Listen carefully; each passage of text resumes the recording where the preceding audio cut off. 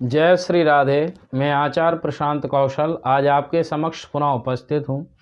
राजयोग का मतलब केवल राजा बनने से नहीं होता। जिस व्यक्ति के पास में जमीन जायदाद का सुख है, वाहनों का सुख है, हर प्रकार की सुख सुविधा उस व्यक्ति के पास में है, और जिस व्यक्ति का समाज में, परिवार में, क्षेत्र में जिसका लोग सम्मान करते हैं, वह व्यक्ति भी राजतुल्य ही कहलाता है। आज हम जानेंगे कि जन्म कुंडली में ग्रहों की क्या स्थिति होती है तो वह जातक को राजयोग कारक फल प्रदान करते हैं, तो वह व्यक्ति समाज में एवं अपने जीवन में राजाओं की तरह अपना जीवन व्यतीत करता है। सबसे पहले जन्म कुंडली में यदि कोई ग्रह उच्च का स्थित है, यानी अपनी उच्च राशि में यदि जन्म कुंडली में ग्रह स्थित है, जैसे मेष राशि में यदि सूर्य स्थित हो, या फिर कर्क राशि में गुरु स्थित हो, या फिर मकर राशि में मंगल स्थित हो, तो इस प्रकार के ग्रह जातक को राजयोग फल देने वाले होते हैं एवं राजयोग कारक ग्रह होते हैं, तो वह व्यक्ति को योग फल की प्राप्ति कराते हैं। दूसरी स्थिति ग्रह की, यदि कोई ग्रह अपने मित्र राशि में बैठा हो, यदि सूर्य मंगल की वृश्चिक राशि में स्थित है, तो वह मित्र राशि होने के कारण से जातक को अवश्य ही राजयोग कारक फल प्रदान करेंगे।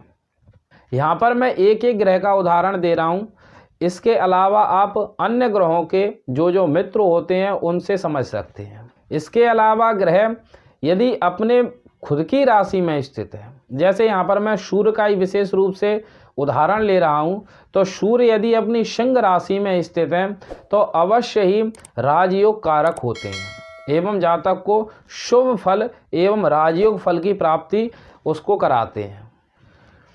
इसके अलावा यदि कोई ग्रह त्रिकोण स्थान में स्थित हो, यानी जन्म कुंडली के प्रथम भाव,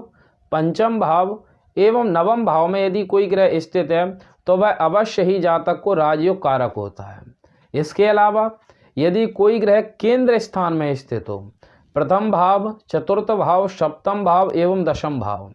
यदि इसमें भी ग्रह स्थित है, तो अवश्य ही जातक को योग फल एवं शुभ फल प्रदान करने वाला होता है।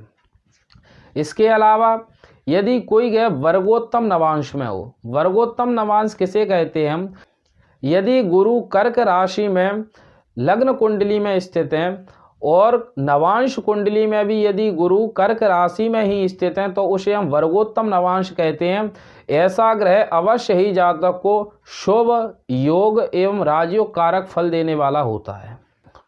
यदि जन्म कुंडली में कोई ग्रह शुभ ग्रहों के साथ में स्थित हो, तो वह ग्रह भी जातक को शुभ फल प्रदान करता है। इसके अलावा यदि किसी ग्रह पर शुभ ग्रहों की दृष्टि हो, तो भी वह जातक को शुभ फल प्रदाता होता है। या फिर कोई ग्रह शुभ ग्रहों के मध्य में हो। अब शुभ ग्रहों के मध्य में कैसे होगा कि यदि कोई ग्रह चतुर्थ भाव में स्थित है,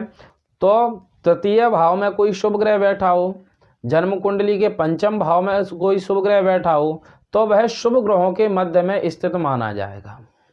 शुभ ग्रह एवं अशुभ ग्रह की गणना हम किस प्रकार करते हैं, यह पहले वाली वीडियो में बताया गया है, उसे आप देखकर समझ सकते हैं। अब इसके अलावा यदि कोई शुभ ग्रह जन्म कुंडली के आधार पर 3 शुभ ग्रह चतुर्थ भाव में स्थित हैं, यदि हम शुक्र का विचार कर रहे हैं, तो शुक्र यदि जन्म कुंडली के चतुर्थ भाव में स्थित हैं, गुरु स्थित हैं एवं बुध स्थित हैं, तो शुक्र यदि 20 अंश पे हैं, गुरु 22 अंश पे हैं एवं बुध 16 अंश पे हैं, तो पीछे भी शुभ ग्रह हुआ, आगे गुरु शुभ ग्रह हुए और बीच में शुक्र शुभ ग्रह हुए, तो 2 शुभ ग्रहों के मध्य में ग्रह जो होता है वह भी जातक को योग फल एवं राजयोग कारक फल प्रदाता होता है। इसके अलावा यदि कोई ग्रह अपनी मूल त्रिकोण राशि में हो, तो वह भी जातक को योग एवं शुभ फल प्रदाता होता है। इसके अलावा यदि ग्रह त्रिकोण स्थान के स्वामी से किसी भी प्रकार का संबंध कर रहा हो, या फिर केंद्र स्थान के स्वामी से किसी भी प्रकार का संबंध कर रहा हो, संबंध से मतलब है कि यदि यह जो ग्रह राजयोग कारक है वह ग्रह त्रिकोण स्थान के स्वामियों के साथ में स्थित हो, केंद्र स्थान के स्वामियों के साथ स्थित हो, या फिर जहाँ पर भी स्थित है वहाँ पर यदि केंद्र स्थान का स्वामी या फिर त्रिकोण स्थान का स्वामी उस पर दृष्टि डाले हैं तो भी वह राजयोग कारक होगा। इसके अलावा जैसे चतुर्थ भाव का स्वामी और पंचम भाव का स्वामी दोनों एक दूसरे की राशि में स्थित हो जाए, पंचम भाव का स्वामी चतुर्थ भाव में जाके स्थित हो जाए और चतुर्थ भाव का स्वामी पंचम भाव में स्थित हो जाए तो भी राजयोग कारक होते हैं। आज की वीडियो में जो राजयोग के बारे में मैंने बताया है आपको, वह ग्रह के आधार पर बताया है कि ग्रह की जन्म कुंडली में क्या स्थिति होती है जब वह जातक को राजयोग कारक फल प्रदान करता है। अब यहाँ पर मैं आपको एक बात और स्पष्ट कर दूं